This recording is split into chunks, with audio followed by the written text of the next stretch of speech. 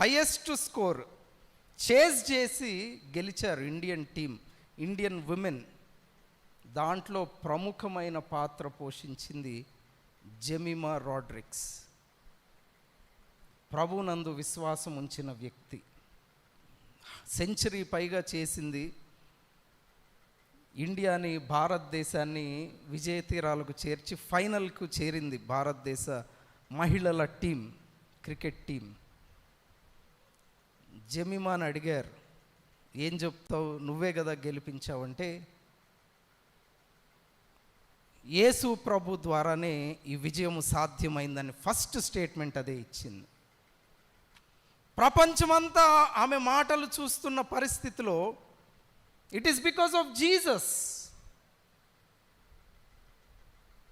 నువ్వు ఊరక నిలుచుండి చూడుము, నీ పక్షమున యుద్ధము చేయువాడను నేనే అన్న వాక్యము నేను జ్ఞాపకం చేసుకున్నాను.